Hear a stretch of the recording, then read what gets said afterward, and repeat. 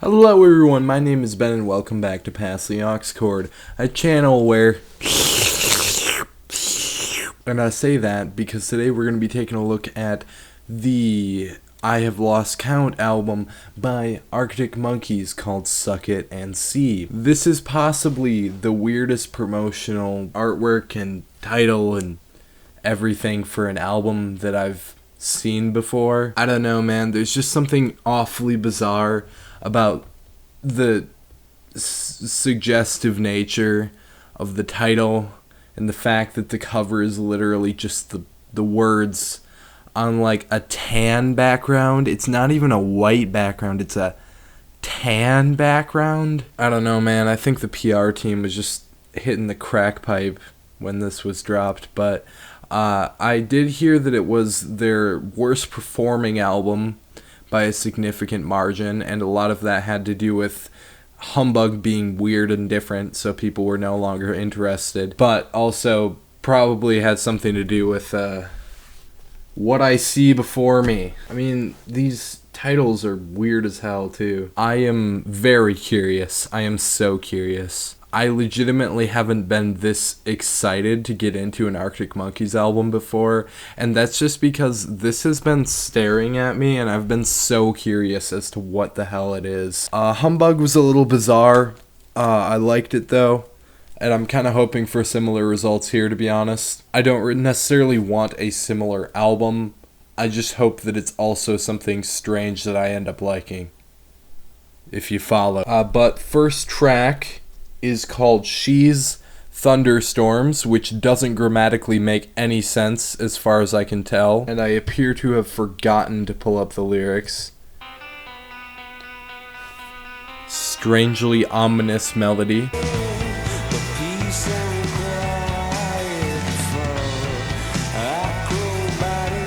I mean, I guess this is the sort of lyrical content I should have came to expect.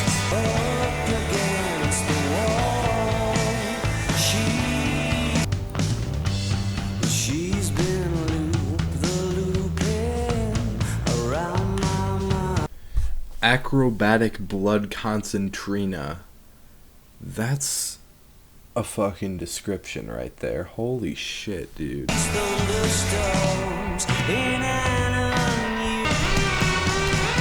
Oh, okay, that's pretty nice.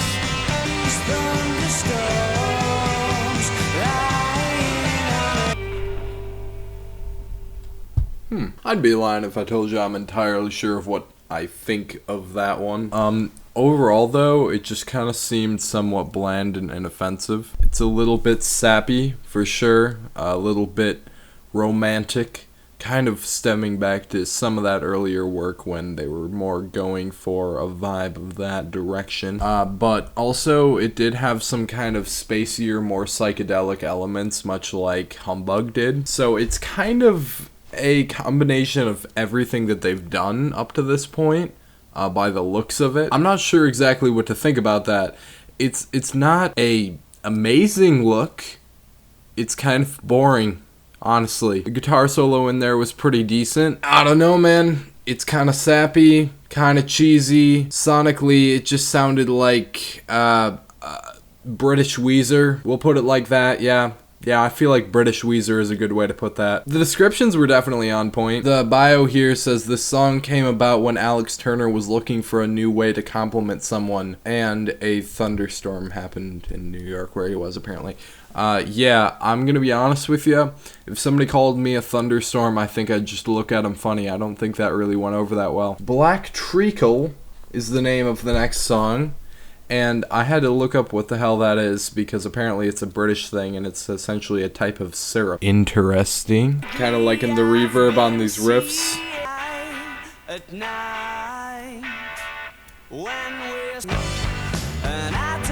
Okay. That hits decent.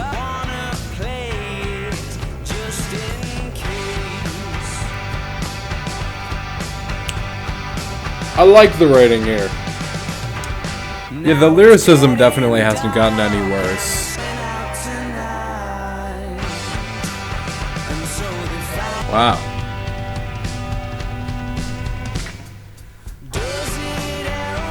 Liking the percussion here as well. This chorus has a very infectious melody to it. Damn, this really hits different from other Arctic Monkeys stuff.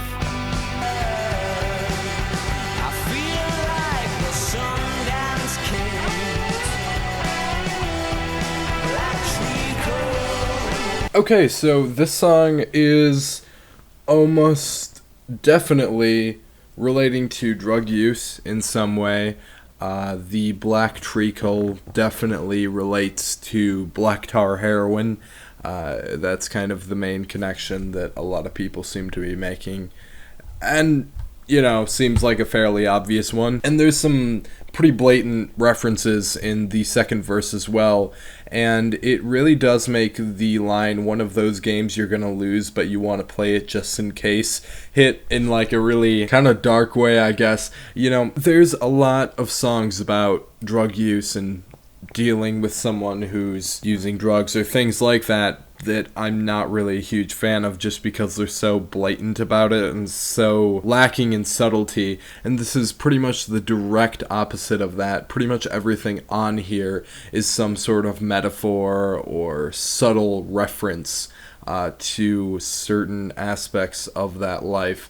And it almost seems like a romantic relationship thing going on here with our narrator and this person who's using drugs of some variety. And I think the sound of that one was incredibly relaxing. It had some psychedelic elements to it as well, which was interesting. It did sound fairly poppy, and it kind of sounds like something that you'd hear on a TV show. For some reason, that really comes to mind for me, but I am thoroughly intrigued. I am invested in a way that I certainly wasn't with the first song.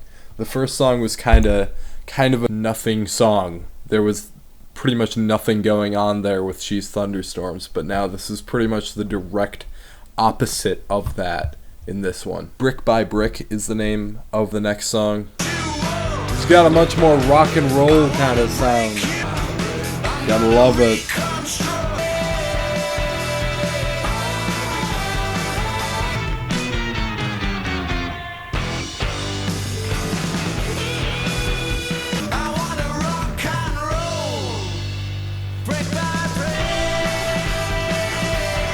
Apparently, Matt Helders is actually doing the vocals on here. I'm not sure how much of the vocals he's doing. It sounds like quite a bit of Alex Turner going on here. If I didn't read that, I wouldn't have known. I mean, I do see that it's written by him. But yeah, I guess he's doing most of the vocals here. Interesting.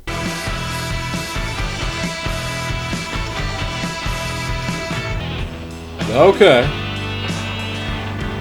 I hear you. I love it when they take advantage of some unconventional mixing.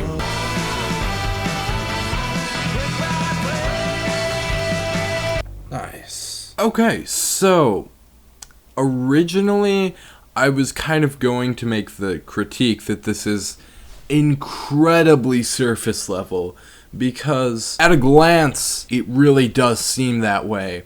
Because this general idea is pretty generic from what you can tell just at a glance. And the lyrics themselves are very repetitive. You know, you can go on and on about things like that. And then I realized there's a second thing going on here, and that actually I cannot take credit for that. This is an annotation that's on here, that this may be a reference to cocaine, as you would commonly refer to that in a brick. It's kind of a, you know, common phrase to have a brick of cocaine, and this certainly does seem that way when you look at it a little bit deeper. Want to steal your soul, want to rock and roll. I mean, hey, it does kind of add up that way. And then you've got the line, I want to blow by blow, brick by brick, you know, as you would. And blow is, once again, another name for cocaine, so it's kind of more or less proving even further that that's what this is about. And now, once again, it's still a little bit underwritten. you have to keep in mind the fact that these lyrics are still incredibly repetitive, but when you look at it in that light, in the fact that there's probably kind of a double meaning going on here, I think that's very cool. And it seems like our narrator just wants to do their cocaine and just about nothing else.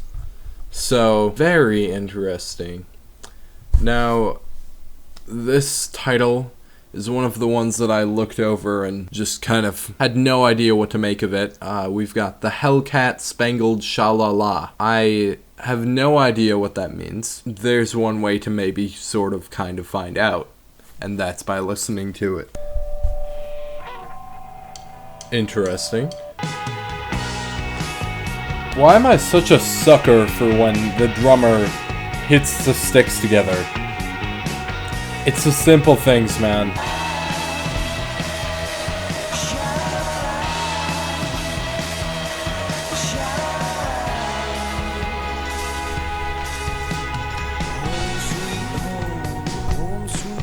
Okay, so there's a lot that I wasn't commenting on in this first verse. Just when things are getting complicated in the eye of the storm. Now, I find that interesting because there's the Thunderstorm song is the first one, obviously referring to some sort of love interest, and I think that's probably a nod back to that. She flicks a red-hot revelation off the tip of her tongue. Very good descriptions there. And make me want to blow the candles out just to see if you glow in the dark is also a really cool set of lines there. Obviously, we have a very underwritten chorus, and of course that's intentional, but I think the writing in the verses is probably going to make up for it here.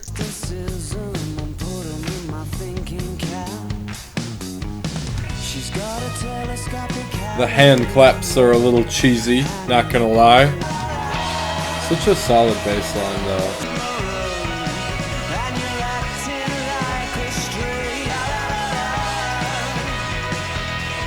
Yeah, I'm not gonna lie to you, I have no idea what the hell is going on in this song. I mean, obviously there's like a love interest going on here once again.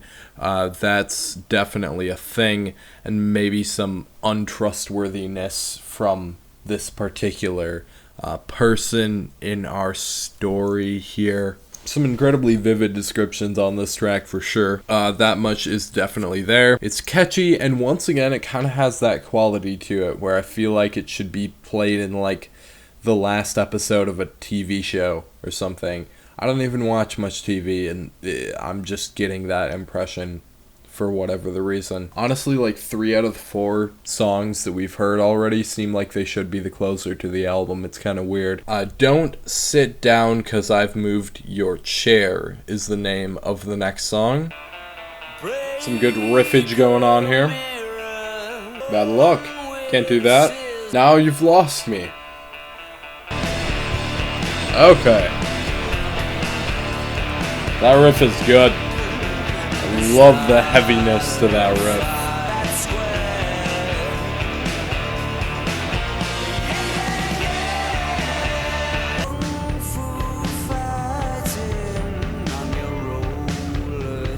These lyrics seem like they're about everything and nothing at the same time. And I feel like you've kind of made your point on the underwritten choruses by now. Very cool guitar work in here. I do like this.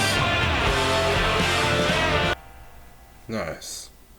Okay, so on this song, basically, the advice is to do either dangerous things or things that are related to bad luck and just kind of take the risk on it, take the gamble. We're actually to the point where I would say there's pretty much no excuse for this chorus. Before I understand that there was a point to make, and it just kind of worked with the song. But in this case, it just seems incredibly lazy, and I really just don't quite understand what the point of having this song here is. You've already had this subtle reference before where, you know, there was that line that I praised in the second track that was something along the lines of, you know, you're gonna lose the game, but you want to play it anyways. That's basically this whole song. We had this whole song summed up in the matter of one line, and that came 3 tracks before this. I just don't understand what exactly I'm supposed to be gathering from this. I mean, it was fine. It was decent, but I don't know. There's just so many of these that I don't... Library Pictures is the name of the next song. Oh, are you now? Okay. There's some nice drumming.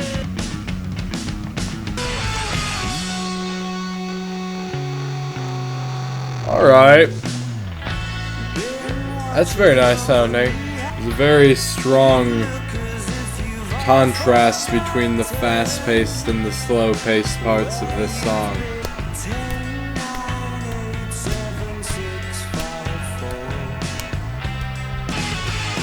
This sounds really neat. This bit really sounds like the first album. And then it gets more experimental and weird, but... Okay, so once again, kind of feeling lyrically about this one how I did about the last one. The one thing that I can gather from this is that there's some clever innuendo here and there. Very suggestive lyrically, and all of that has to be kind of assumed. The most I can gather from that is that this song is about sex, but where do I go from there? I'm not really sure. See, there was a moment in Humbug where I said that a lot of his writing on there kind of seemed pretentious, because you'd have this big block of text that just all meant one particular very small thing.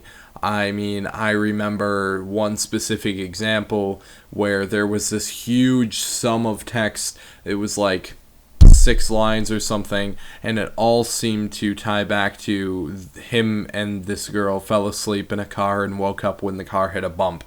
And it could have just been summed up that easily, but he went on and on and on about it. These last 2 songs seem like that, but an entire song. I just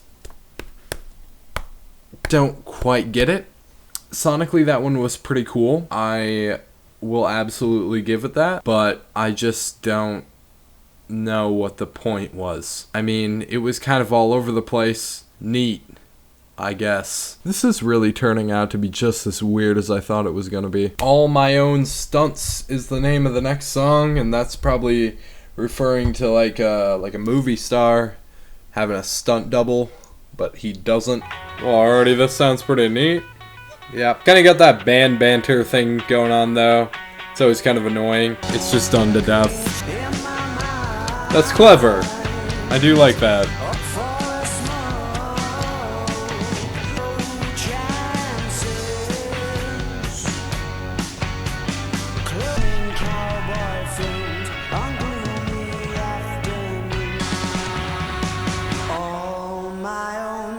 The melody there is really nice.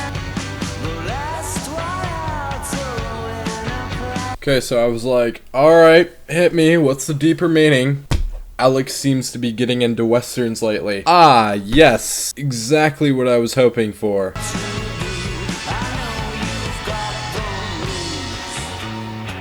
I do like the psychedelic moments in these songs. Very cool.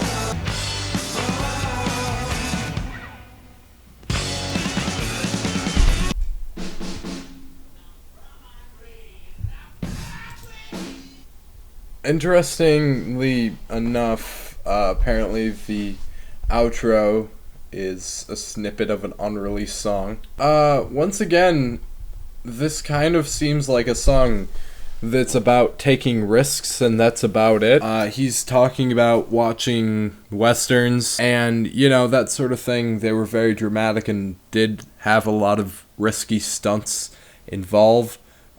So maybe our narrator wants to recreate that same level of risk in his own life. I am also starting to realize that that does directly tie back into the drugs narrative, where you're obviously taking a risk for some kind of reward, you know, every time you do a hard drug especially. So it does kind of tie into the theme, I guess, that we're having so many songs on this topic, but at the same time, give me something here. Like, there are some moments on here where I'm really into the writing, and there's some moments where it just seems so self-indulgent lyrically. There's just so little going on, but so many words to describe it. It's kind of exhausting in that way. And honestly, I'm sitting here a minute later and I don't remember what that song sounded like. Reckless Serenade is the name of the next song. Nice bass line. That's nothing new, but nice bass line. I am so confused already. Where is the line between metaphor and reality? Because so much of this could be completely literal, but just a little bit absurd, whereas I feel like most of it is all just realistic but metaphor, and it's so hard to stay grounded in what the hell lines like these are supposed to mean. I mean, at its very base level, I quite understand what's going on, but why? Oh, I hate that. I literally just got shivers, like nail on a chalkboard kind of shivers when he said that about the teeth. It's a very nice melody. I gotta give that. Okay, definitely my favorite song that we've heard on here in a while. Not really running against a lot, but you know, that was cool. So, you know, the thing is though, it doesn't really tie into the theme that was kind of going on for the rest of the album at all. Pretty much just seems to be an infatuated love song from the, you know, from what I can gather from it. There's some really nice writing on here though. I've been trying to figure out exactly what it is I need. Pulled up to listen to the voice of reason and got his answering machine. That's clever. I do appreciate that, and I do appreciate the very bright, sunny atmosphere that track served up as well. It was very relaxing, very nice on the ears, just a pleasant track in general. I can't really say anything bad about that one. I mean, it wasn't one of their best songs, but, you know, for what it is, decent. Piledriver Waltz is the very strangely titled next song.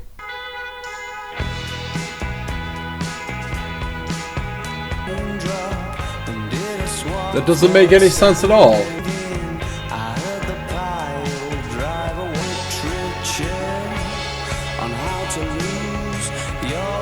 He goes on this tangent about the Heartbreak Hotel for the chorus. You see what I mean here? We're just not getting anywhere. I heard the Piledriver Waltz. It woke me up this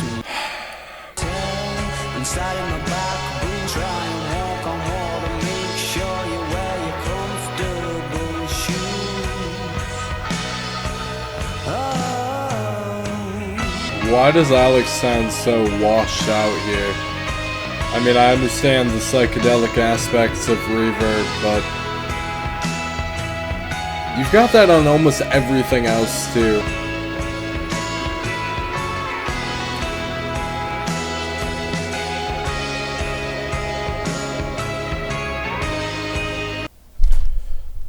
Alright then.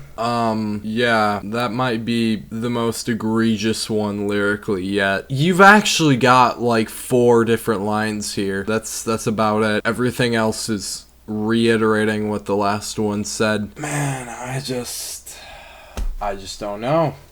And you know, if there was more to comment here about the sound of everything, I'd be a lot more entertained. But the thing is, this is the most washed out, bland, boring set of tracks that I think they've ever made, as far as I've heard so far anyways. I mean, what am I supposed to say about that? Ah, yes, all of those sounds that had a mass amount of reverb on them for some reason were very nicely put together. Okay. Yeah, alright, that didn't do anything for me. 10. Love is a Laserquest. I'm sure this can only go well. Liking the drumming here quite a bit. Alright. Where are you in this mix? I didn't want to look at the lyrics.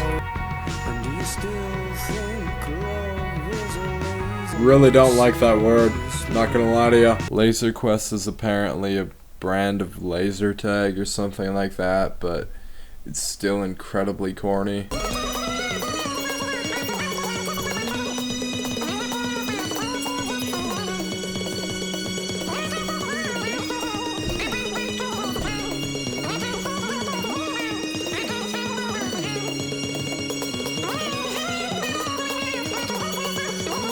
Man, is this gonna do anything? Painfully sappy.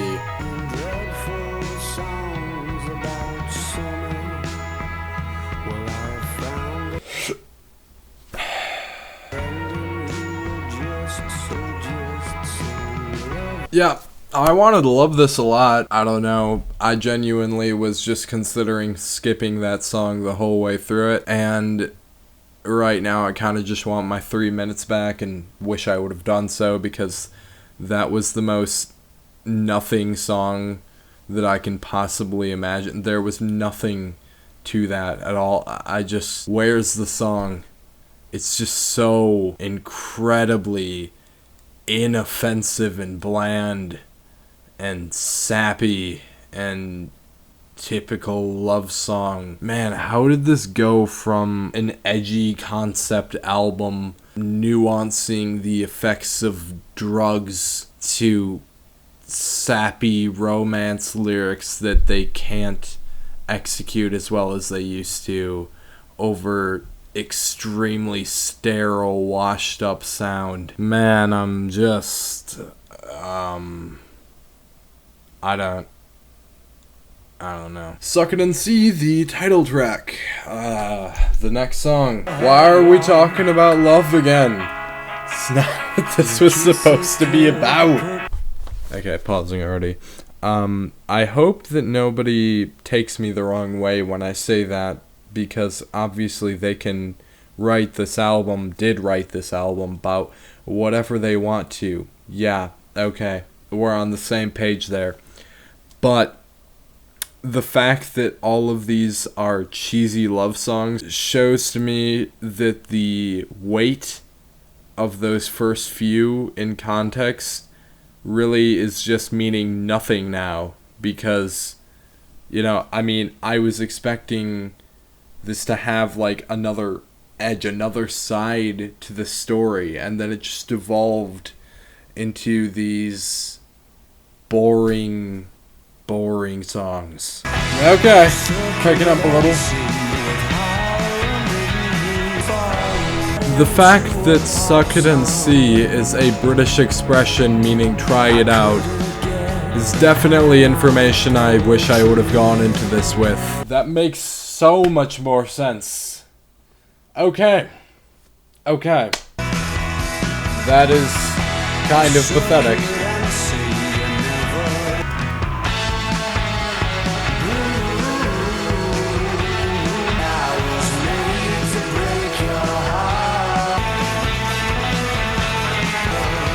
The guitar solo brings me no joy at this point. It's kind of underwhelming anyways.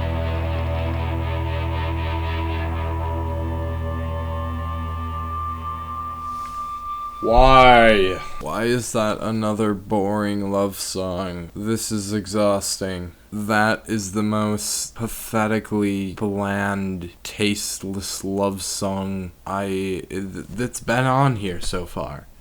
I mean, every time I think I've just kind of hit rock bottom with this, it gives me another thing to hate it for. I'd really like to not hate it. I was really excited with the second and third tracks. Had me going down the path of an assumption that this was going to be good. But this has turned so bland and so sterile that I don't know what to tell you. That's where you're wrong.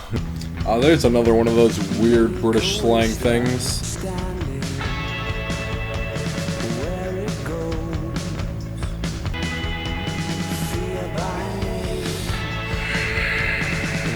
Yeah, sickeningly sweet would be a really good description of the second half of this album.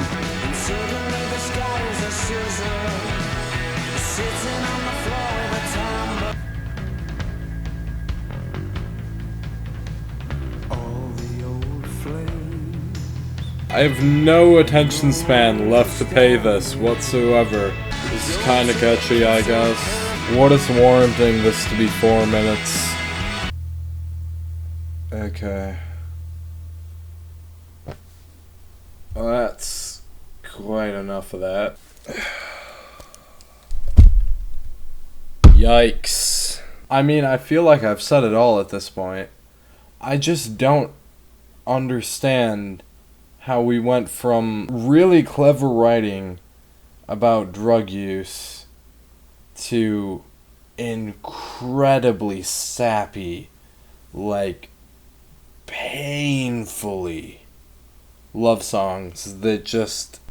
Look, I'd say maybe I'm not feeling it right now, or something to that degree, but I know very well that there is probably no way I'm going to get myself to revisit this, meaning that I pretty much have to rate it right now, because that was bad enough for me to just not ever want to come back to it. I will pull Black Treacle out of the mix here, and everything else, just keep it. Yeah, you had it going strong in the first half. They had us in the first half, not gonna lie, meme.